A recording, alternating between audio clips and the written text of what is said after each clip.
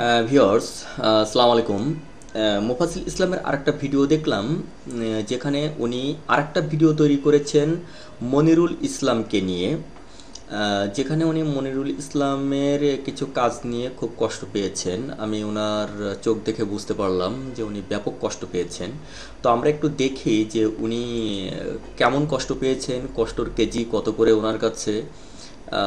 উনি কষ্টকে তোলা হিসেবে দেখেন নাকি পাউন্ড হিসেবে দেখেন, সেটাও আমরা একটু দেখি। তো আমরা একটু শুনি। আমি শুনে আপনাদের বলি যে উনি কি বোঝাতে চেয়েছেন বা উনি কি ব্যক্ত করতে চেয়েছেন। প্লিজ একটু আমরা শুনি, তারপরে আমি শোনার পর আপনাদেরকে ওইটা ব্যাখ্যা দিচ্ছি।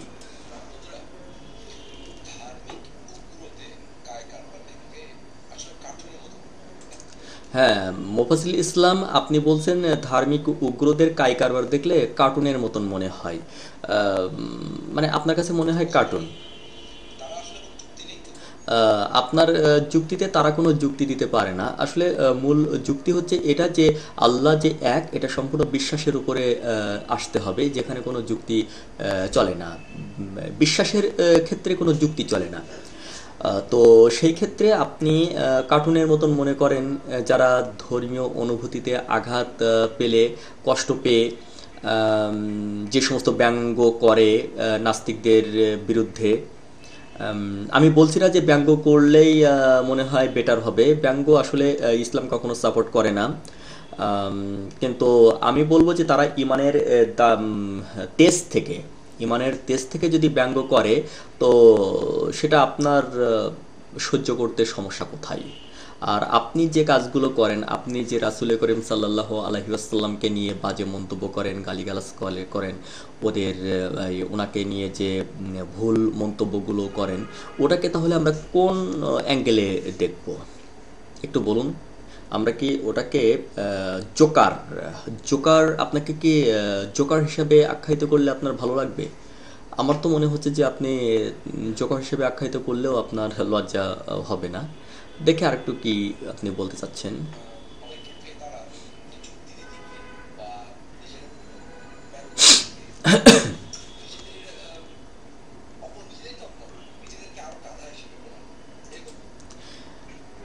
ধার্মিকরা যুক্তি দিতে গিয়ে নিজেদের গাধা হিসাবে আখ্যায়িত করে।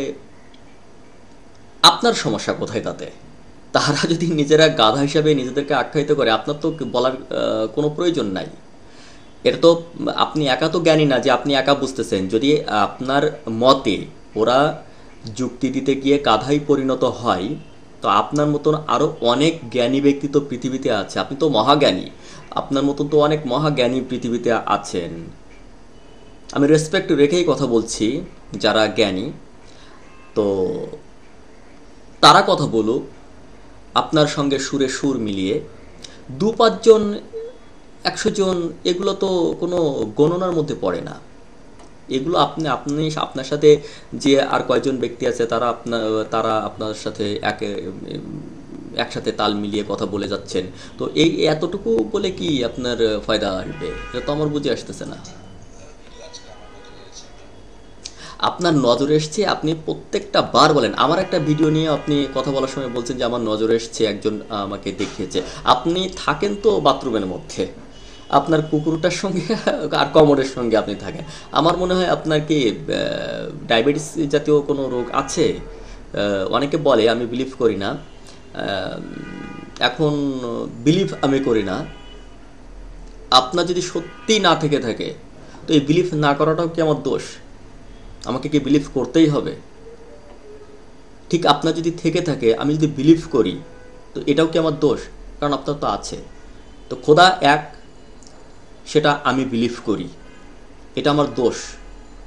আপনি ধরার কে? আমি যদি দোষই করে থাকি, সেটা আমার পার্সোনাল ব্যাপার। আপনার তো কিছু বলার এখানে থাকে না। হ্যাঁ, উনি এখন এই মনিরুল ইসলামকে নিয়ে কথা বলছেন, মনিরুল ইসলাম ভাইকে নিয়ে।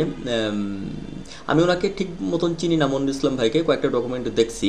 তো পৃথিবীর এক প্রান্তে যদি কোনো মুসলিম ভাই আঘাত পায়, পৃথিবীর আর এক প্রান্তে সে অন্য মুসলিম ভাই ক্ষতবিক্ষত হবে মানসিকভাবে।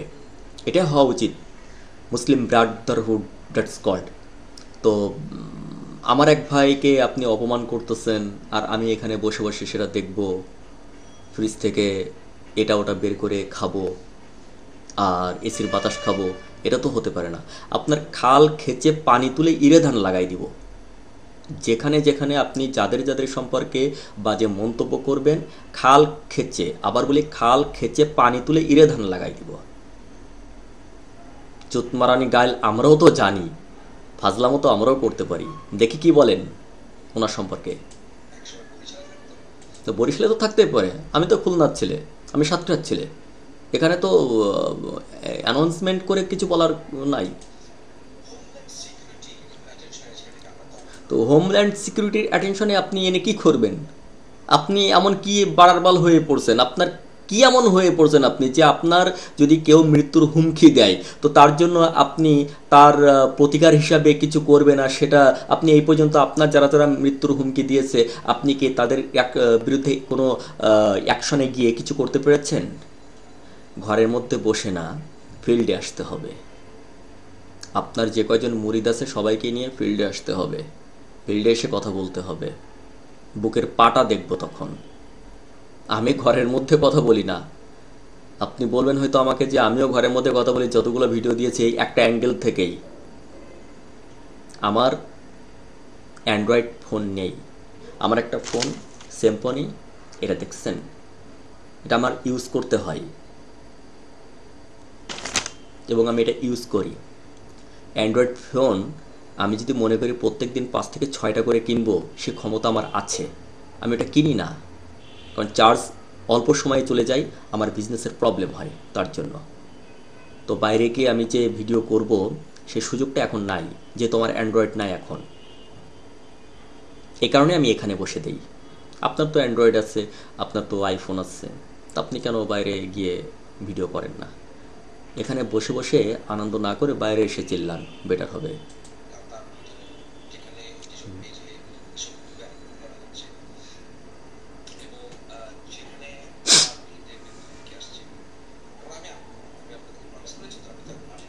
আপনার প্রমিস, আপনি তো একটা অবিশ্বাসী। অবিশ্বাসীর আবার প্রমিস কি? অবিশ্বাসীর ভেতরে আবার নীতিবোধ কি? অবিশ্বাসীদের কোনো প্রমিস নাই, অবিশ্বাসীদের কোনো কমিটেড তারা হতে পারে না, তাদের কোনো কমিটমেন্ট নাই, তাদের কোনো নীতি নাই। নীতি যদি থাকতো তাহলে আপনারা যে কয়জন স্টুপিডের মতন পাগলামি করেন, কুকুরের মতন কামড়াকামড়ি করেন, এই সানিউল, আসাদ, লিমন, এসবগুলা মিলে আপনাদের মধ্যে অল্প সময়ের ভেতরে দেখেন একটা ব্রেক তৈরি হয়ে গেছে, একটা ফাটল ধরে গেছে। এটা কি জন্য জানেন? কোরআনের ওই আয়াতটা মনে করে দেখেন, যে আয়াতে আল্লাহ বলছেন, হে রাসূল, তোমরা বাহ্যিক দিক দিয়ে মনে করো যে ওরা এককভাবে এক হয়ে আছে, কিন্তু ভেতরে ভেতরে ওরা ব্রোকেন। বুঝতে হবে এগুলা। কোরআন ফাজলামত জিনিস না। কোরআন বিজ্ঞানকে জাগিয়ে তোলে, আর সেই কোরআনকে নিয়ে আপনি পাগলামি করেন। এই কারণে কিন্তু আপনাকে সবাই মোফা পাগলা বলে, মোফা এটা ওরা হাবিজাবি বলে। আমি এগুলো সাপোর্ট করি না অবশ্য, বলে তো বললাম।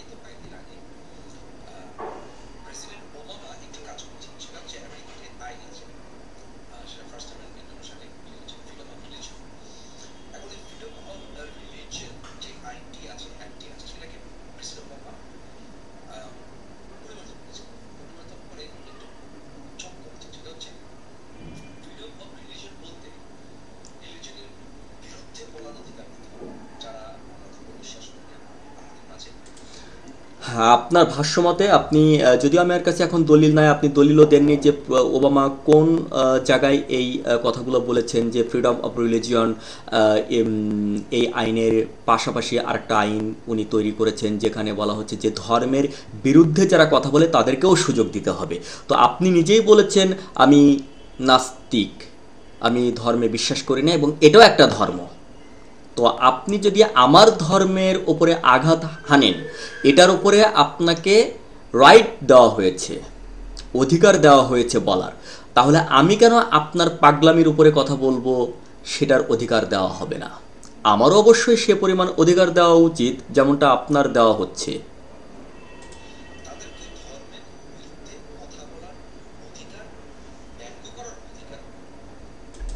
কথা বলার অধিকার, ব্যঙ্গ করার অধিকার।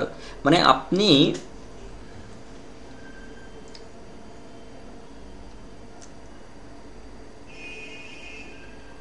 আমার এখানে আর এখানে কিছু গোঁফ আর দাড়ি এখানে হালকা কিছু আছে দেখতে পাবেন, পেকে গেছে। এটা কিন্তু আমার বয়সে পাকেনি। আমার এখন যে বয়স, এ বয়সে দাড়ি গোঁফ পাকার কথা না। আমি কি বলতে চাচ্ছি আপনি বুঝতে পারতেছেন? না, আপনার কি সর্দার বাল জাতীয় যে এটা আছে, এটা কি উঠছে যে এমন ধরনের পাগলামি করে কথা বলেন যে ব্যঙ্গ করার অধিকারও দিতে হবে? তো আপনি ব্যঙ্গ করতেছেন, ওয়েল, আপনার ধর্ম নাস্তিকতা।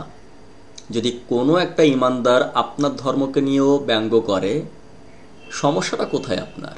আপনি এত কান্নাকাটি করতেছেন কেন? চোখ তো ফুলিয়ে ফেলছেন কান্নাকাটি করে। এগুলো ঠিক না, এত কান্নাকাটি ভালো না। আপনি প্রচার করে কি, আপনি লিফলেট বের করেন, আপনি প্রচার করে কি করবেন?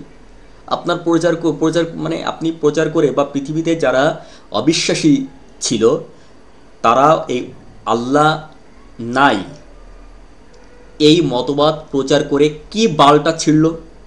বা আপনি কোন বালটা ছিঁড়বেন বলেন তো, যে প্রচার করার অধিকার দিতে হবে? খাচ্ছেন, ঘুমাচ্ছেন, সব কিছু সৃষ্টিকর্তার করুণায়, অথচ তার বিরুদ্ধে পাগলামি করতেছেন। আর এই সৃষ্টিকর্তাকেই যারা মনে প্রাণে বিলিভ করেন, তারা যখন আপনার ভুল ধরে দিতে চাচ্ছে, সেটাই হয়ে যাচ্ছে মহাকাল আপনার জন্য। মিথ্যাও বলতে পারেন আপনি। সেদিন দেখলাম এখান থেকে 15 দিনের মতন আগে আপনি একটা ডকুমেন্টারি তৈরি করে দিলেন, যেখানে রাত 2টার সময় মনে হয় হঠাৎ করে ঘুম থেকে জেগে বললেন যে আপনারা মনে হয় ভুল করতেছেন, একটা গুজব শোনা যাচ্ছে আমি ইন্ডিয়ায় যাব, এরকম ধরনের অনেকে বলতে যাচ্ছে যে মফসিল ভাই আপনি নাকি ইন্ডিয়ায় যাবেন, ইন্ডিয়ায় যাবেন। আপনার ধারা এইভাবে কথা বলা যে আপনি নাকি ইন্ডিয়া যাবেন, ইন্ডিয়া যাবেন, আসলে এগুলো খুব ফুল বোগাস, এগুলো কোনো ভিত্তি নাই। অথচ আপনি তো আসলেন ইন্ডিয়ায়। এরকম ধূর্তামি কতদিন করবেন? খুব বাজে এগুলা, লজ্জা লাগে না এগুলা বলতে? আপনি আসবেন ইন্ডিয়ায়, সমস্যা কোথায় সবাই জানলে? মৃত্যুর ভয়। তাহলে এই বালের বিজনেস করার দরকার কি? যে বিজনেসে মৃত্যুর ভয় আছে। নাস্তিকতা তো একটা বিজনেস আপনার। তো এই বিজনেস করার দরকার কি? বালের বিজনেস করেন কি করতে, যে বিজনেসে আপনি জনসম্মুখে আসতে পারেন না? আশ্চর্য।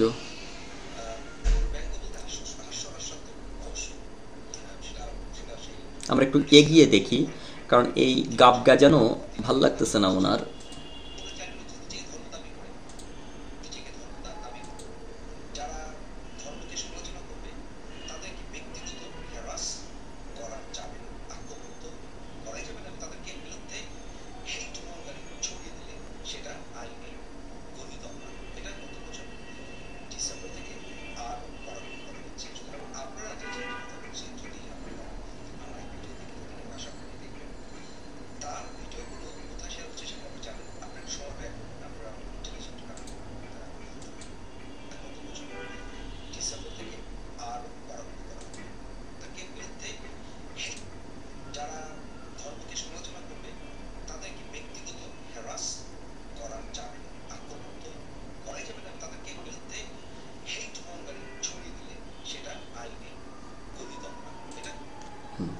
মানে কোরআন বাক্য এটা, গর্হিত অপরাধ। গর্হিত মানে কি বাংলায় বলেন তো আপনি? বলেন, এখন আপনার ক্লাস নেই। গর্হিত মানে কি? গর্হিত অপরাধ যে আপনি এখানে বললেন, গর্হিত মানেটা কি? বাংলা না বুঝে না জেনে বাংলায় কথা বলবেন না।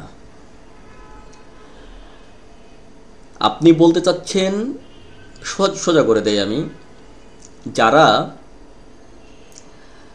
কোনো নাস্তিক ধর্মের কোনো ধর্মকে নিয়ে ব্যঙ্গ করতে পারবে, বিদ্রোহ করতে পারবে, এবং কেউ ওই নাস্তিককে, ওই অবিশ্বাসীকে টোকা পর্যন্ত দিতে পারবে না। যদি টোকা দিতে চান তাহলে এটা গর্হিত অপরাধ। তো আপনিও তো একটা ধর্ম পালন করেন। আপনি যদি এক ধর্মের ওপরে বাজে মন্তব্য করতে পারেন, তাহলে আরেকজন কেন আপনার এই অবিশ্বাসী ধর্মটা নিয়ে কথা বলতে পারবে না? যুক্তিতে আসেন। অসুস্থ যুক্তি নিয়ে বিছানায় ঘুমানো যায়, বইয়ের পাশে ঘুমানো যায়, কুকুরের পাশে ঘুমানো যায়, জনসম্মুখে আসা যায় না অসুস্থ যুক্তি নিয়ে। আমি আবার বলি, অসুস্থ যুক্তি নিয়ে বউয়ের পাশে ঘুমানো যায়, এক বিছানায় বেশ্যা নিয়ে থাকা যায়, কুকুরের পাশে ঘুমানো যায়, কমোডে বসা যায়, কিন্তু জনসম্মুখে আসা যায় না, যেটা আপনি করছেন।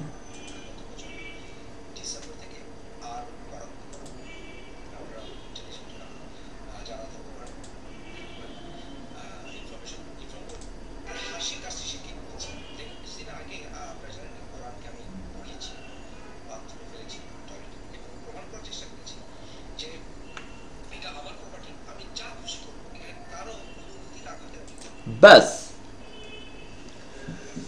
আপনি এখানে বলেছেন যে কোরআন পুড়িয়েছি আমি, এটা আমার প্রপার্টি, আমি ইচ্ছা যা খুশি তাই করব। এখানে কার কি বলার আছে আমার কোনো যায় আসে না। এটা কিন্তু আপনি বলেছেন এটা আমার প্রপার্টি, আমি যা ইচ্ছা তাই করব।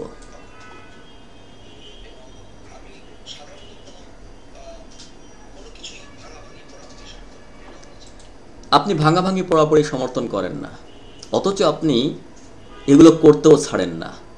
কি মিথ্যুক, কি মিথ্যুক আপনি, কি মিথ্যুক। আপনাকে মাঝে মাঝে মামা ডাকবো না খালু ডাকবো ভেবেই পাই না। কি পয়েন্ট আপনার? এটা হতে পারে না, মানে তালগাছ আমার, আমি পছন্দ করি না ভাঙাভাঙি মারামারি, কিন্তু ধর্মীয় অনুভূতিতে আঘাত দেওয়ার ব্যাপারে আমি ওস্তাদ। এখানে আমার কেউ কিছু বলতে পারবে না, বললে তার আমি খাল খেচে দেব। আপনার ডায়লগ ওয়াই? লতে কি বলে? অ্যাবসলিউট রাইট, লতে বলে এটা। মানে এরপরে যোগ করে দেন বয়াকারুল্লাহ বাল মুফাসসিল ইসলাম। আপনার ভাষাগত অনেক প্রবলেম আছে, এগুলোকে আপনার শুধরাতে হবে।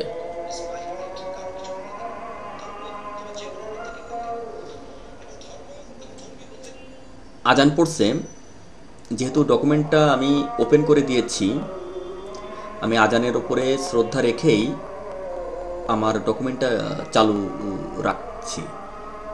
আমি সরি।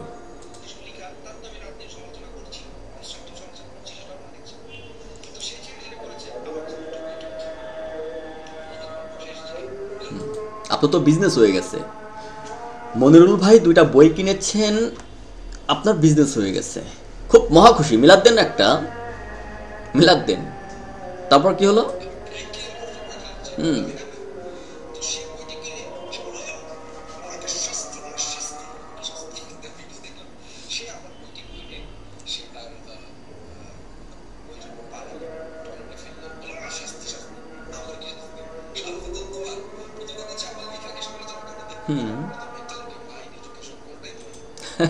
আপনার, আপনি এখানে বললেন যে 2টা বই কিনেছে, আপনার ব্যাংকে কিছু টাকা জমা হয়েছে।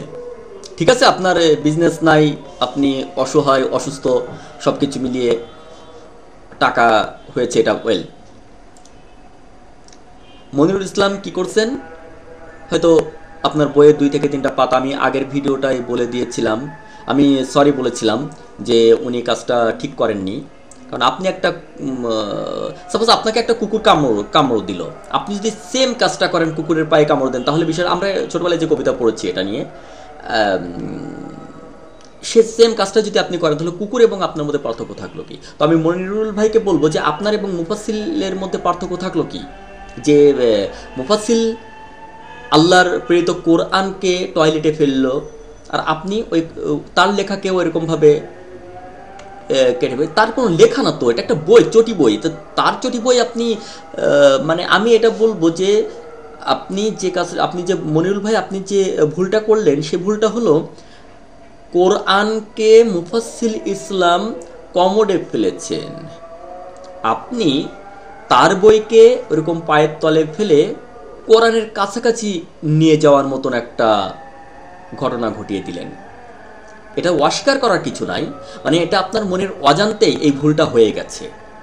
মোফাজ্জল ইসলামের বই আপনি দেখালেন, আপনার দেখানোর উপরে আমার সৌভাগ্য হলো আপনার বইয়ে থেকে কিছু ওই বইগুলো আপনি দেখিয়েছিলেন, বইয়ের কয়েকটা পেজ আপনি দেখিয়েছিলেন যেখানে দেখানো হচ্ছে যে মোফাজ্জল ইসলাম কোথায় পিকনিক করতে গেছে, কোথায় মধুচন্দ্রিমা করতে গেছে, এই সমস্তগুলা ওই বইয়ে ঢুকায়ে হাবিজাবি ঢুকায়ে বই নিয়ে একটা আইওয়াশ করতে চাচ্ছে সাধারণ মানুষকে।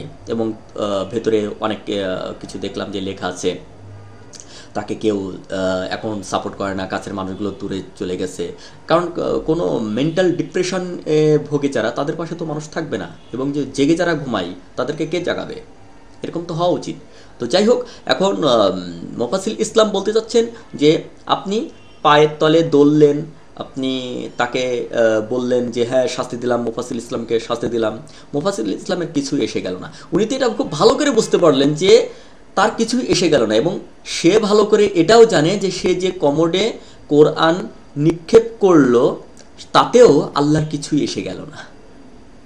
আল্লাহ তো মুফাসিল ইসলামের মতন চিন্তা নিয়ে থাকে না, উনি তো মহাজ্ঞানী, তো উনি ওনার চিন্তা নিয়ে আছেন, মুফাসিল ইসলাম তার চিন্তা নিয়ে আছে। দেখে আমরা কি বলতে চাচ্ছেন। তো গ্রামের একটা ছেলে অল্প শিক্ষিত, আপনি তার শিক্ষা সম্পর্কে কতটুকু জানেন? আপনার সার্টিফিকেটগুলো আপনি বের করে দেখান।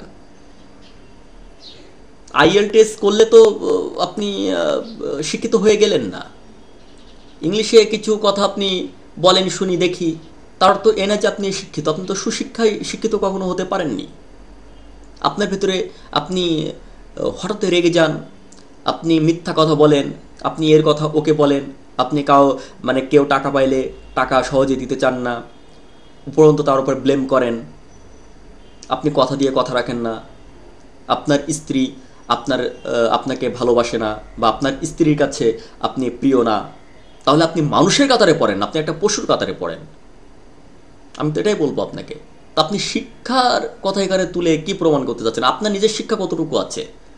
আমি যে কথাগুলো বললাম এই কথাগুলো আপনি একটা মিথ্যা প্রমাণ করেন তো, যে আপনি কথা দিয়ে কথা রাখেন না, আপনি ভণ্ড, আপনি মিথ্যুক, আপনি মিথ্যা কথা বলেন। আপনার স্ত্রীদের, আপনার 5টা স্ত্রী থাকতে পারে, আপনার 4টে স্ত্রী থাকতে পারে, ইটস ওকে, এটা নিয়ে আমার কোনো অভিযোগ নাই, কিন্তু আপনার কোনো স্ত্রীর কাছে আপনি প্রিয় না। আমি জানি না আপনার সন্তানদের কাছে আপনি কেমন, আল্লাহর রহমতে হয়তোবা তারা আপনার ভুলগুলো ধরিয়ে দিতে পারবে, সেই তৌফিক আল্লাহ সেই বাচ্চাদের দান করুক। তো আপনি এই যে কথাগুলো বললাম, আপনি মিথ্যা কথা বলেন, আপনি কথা দিয়ে কথা রাখেন না, আপনি পাওনাদারের দেনা ঠিক মতন দেন না, আপনি ধুরান্ধর, আপনি ভণ্ড, এগুলোর একটা আপনি প্রমাণ করেন তো যে আমি মিথ্যা বললাম। আমি আপনাকে পড়তে পারি, আমি পড়ি মাঝে মাঝে আপনাকে, তাতে করে আমি যে কথাগুলো বললাম এগুলো একটাও মিথ্যা না।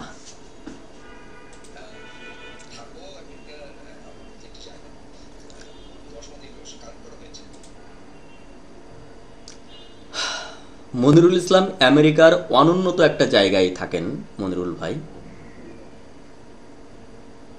আর আপনি থাকেন কোথায়? জান্নাতুল ফেরদাউসে। আপনি তো কমোডের মধ্যে থাকেন ভাই। এই যে কথাগুলো বলেন, আপনি তো কমোডের মধ্যে থাকেন। কেমনটা লাগবে এই কথাগুলো শুনলে, যে আপনি বলেন সে অনুন্নত জায়গায় থাকেন? আমার কি বলা উচিত না? কারণ আমি তো আপনাকে দেখেছি, আপনি কমোডের পাশে ছাড়া কোথাও ঘোরাঘুরি করেন না। কেন এগুলা?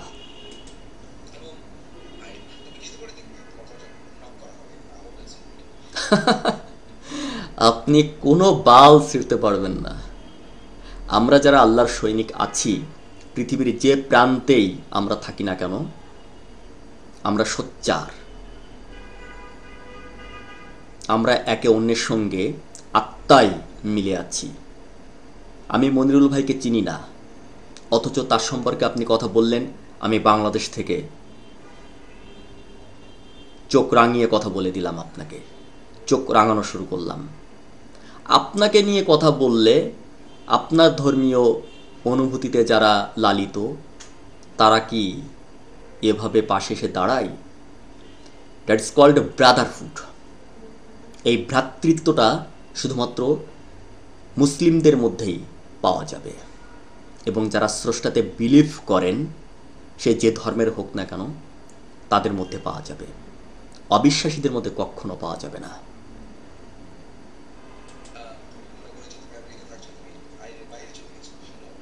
আর আপনি আইনের ভেতরে কাজ করতেছেন, আপনি তো সব যে কাজগুলো করতেছেন সব তো আইনের বাইরে। আপনার প্রত্যেকটা রং কাজের জন্য আপনাকে প্রশ্ন করলে উত্তর দিবেন কি করে?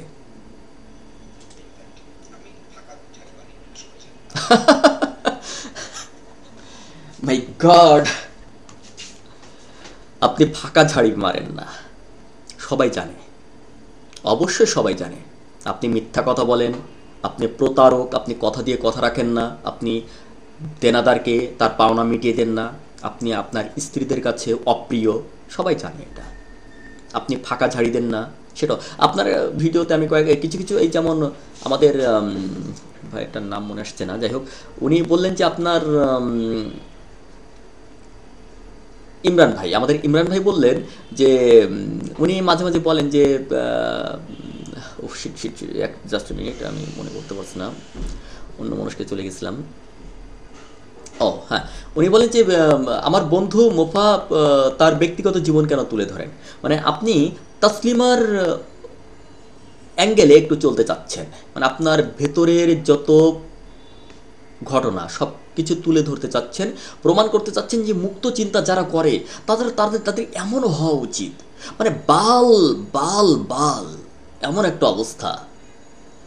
নিজে কিছু তৈরি করেন, নিজে কিছু সৃষ্টি করেন, যে বইটা লিখছেন, বইয়ের আপনি সূরা আর রহমানের 33 নম্বর আয়াত নিয়ে কথা বললেন, এই 33 নম্বর আয়াত নিয়ে কথা এখান থেকে আমি 93 সালে 93 কি 94 সালে আমি দেলাওয়ার হোসেন সাইদি ওনার কাছে এই আয়াত নিয়ে, এই আয়াতের আমি ব্যাখ্যা শুনেছি, এবং আমি ওনার ওয়াজটা এখন শুনলে হয়তো বা আমি বেটার হতো, কারণ উনি ওখানে একজন নাস্তিকের নাম করেছিলেন, তিনি ওই আয়াত নিয়ে কথা বলেছিলেন, সেই প্রশ্নের উত্তর উনি দিয়ে দিয়েছিলেন, দেলাওয়ার হোসেন সাইদি।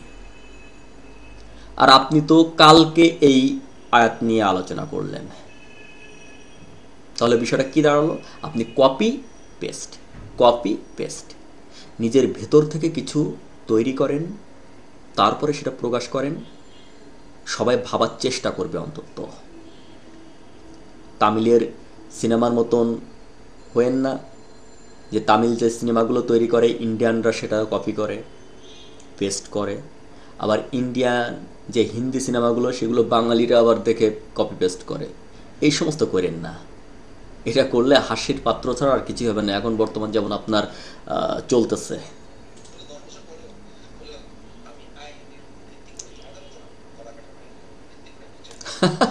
অস্থির পাগল, কি আসে যায়? হ্যাঁ, আপনার কি আসে যায়? লস তো হয়েছে মনিরুল ভাইয়ের, মনিরুল ভাই অবশ্যই লস হয়েছে, কারণ সে টাকা দিয়ে কিনলো আবার সে পাড়ালো, আপনার তো কোনো আসে যায় না, আপনার চেতনা দণ্ডে একটু লাগছে শুধু, আপনার তো আর কোনো কিছু তো আসে যাচ্ছে না। তা না হলে আপনি ভিডিও ডকুমেন্ট তৈরি করবেন কেন? আপনার বুকের ভেতরে যে জ্বলে যাচ্ছে এটা তো আমি দেখতে পাচ্ছি, আমার স্ক্যানিং করে আমি দেখতে পাচ্ছি আপনার ভেতরে জ্বলতেছে।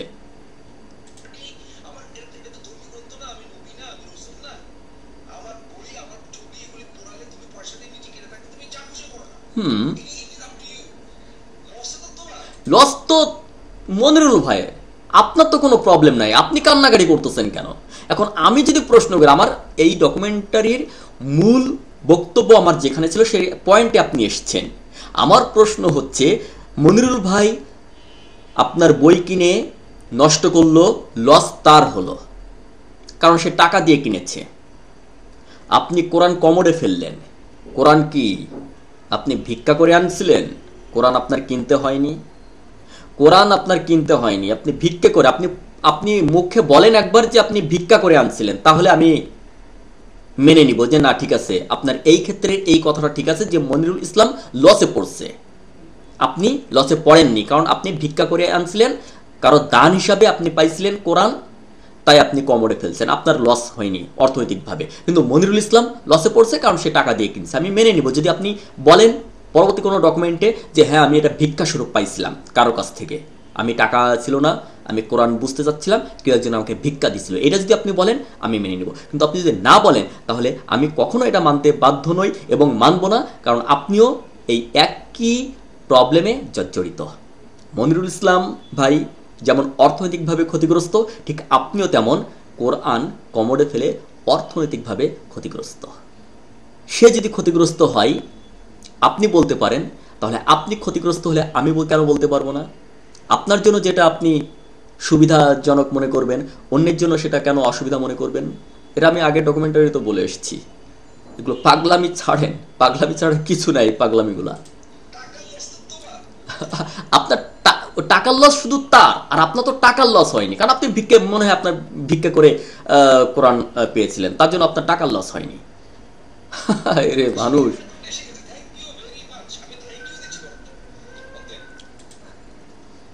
Thank you very much. অস্থির একটা জন্তু আপনি। আপনার কথাগুলো আসলে কাজলের কিছু কৌতুক ছোটবেলায় শুনতাম, সেই কৌতুকের থেকেও ভালো লাগে আপনার এই পাগলামি আর এই কথাগুলা, এই জন্য মাঝে মাঝে শুনি। তো যাক, আর আপনার এই বিষয়টা নিয়ে কেনা পেঁচাতে ভালো লাগতেছে না। তো ওকে গাইস, আপনারা শুনলেন এত সময় মোফাসিল ইসলামের কিছু পাগলামি দায়ক উক্তি, যে কথাগুলোই প্রমাণ হলো যে উনি কত বড় স্টুপিড। ওনার নিজের স্বার্থে উনি কি না করতে পারেন, এবং ওনার যাই বলুক না কেন, যাই বলুক না কেন তাল গাছ ওনার, এরকম ধরনের ওনার চিন্তা। আসলে মানে নাস্তিকতা তো একটা প্রবলেম হচ্ছে, নাস্তিকতা তো একটা অসুস্থতার ব্যাপার এবং একটা রোগ। এই রোগটা আমি আমার 3 নাম্বার মনে হয় 3 নাম্বার ডকুমেন্টারিতে বলে এসেছিলাম যে এই রোগের অনেকগুলো সিমটম থাকে, যে সিমটমগুলো সব এই যারা কিনা খোদায় বিশ্বাসী না বা স্রষ্টায় বা সৃষ্টিকর্তায় বিশ্বাসী না, তাদের মধ্যে যে সিমটমগুলো থাকে মুফাসসিল ইসলামের মধ্যে তার কোনো ব্যতিক্রম নাই। তো ওনাকে আমাদের ট্রিটমেন্টে আনতে হবে, আমাদের অনেক ওনার জন্য কাজ করতে হবে। কাজ করতে হবে বলতে ওনার জন্য আমরা ইতিমধ্যে বঙ্গবন্ধু মেডিকেল হলে আমরা মনে করছিলাম যে ওনাকে ট্রিটমেন্ট করাবো, কিন্তু পরবর্তীতে ওনাকে ওখানে না রাখার জন্য আমরা চিন্তা করলাম আমরা পাবনায় ওনাকে পাঠাবো। তবে ওনাকে আনবো আমরা, ইনশাল্লাহ আমরা বাংলাদেশে আনবো ওনাকে। উনি একবার বলেন যে এই বাংলাদেশ আমার না, আমি বাংলাদেশের সিটিজেন না, আমার বাংলাদেশের সরকার শেখ হাসিনা আমার বালও ছিঁড়তে পারবে না, টুট টুট বলেন। আবার উনি বলেন যখন পহেলা বৈশাখ শুরু হয় বা 21শে ফেব্রুয়ারি, আমার সোনার বাংলা আমি তোমার কেতনা ভালোবাসি। মানে এক মুখে উনি তো যেহেতু উনি হয়তো আবেগের জায়গা থেকে বলছেন, ভয়ের জায়গা থেকে বলছেন যে বাংলাদেশ সরকার আমার বালও ছিঁড়তে পারবে না, আমি বাংলাদেশের সিটিজেনশিপ নেইনি বা না, তো আবার উনি যেহেতু বলেই ফেলেছেন যে বাংলাদেশ আমার, আমি বাংলাদেশকে ভালোবাসি, তো যেহেতু বাংলাদেশ ওনার, হয়তো বা উনি আসতে পারেননি ওই সময়, যে সময় আইডি কার্ড তৈরি হয়েছে, বা এখনও আসতে পারেন না, তার জন্য আইডি কার্ড তৈরি হয়নি বলে উনি বলেন যে আমি সিটিজেনশিপ বাংলাদেশের আমি নাগরিক না। তো সেই ক্ষেত্রে আমাদের দায়িত্ব থেকে ওনাকে আনবো আমরা, আনার পরে আমরা ওনাকে ট্রিটমেন্ট করব, ওনাকে ভালো করব, আর তারপর আবার ওনাকে আপনারা সেই মুফাসসিল হিসেবে দেখতে পাবেন, হয় কারো দৌড়ে নতুবা গড়ে। Thank you.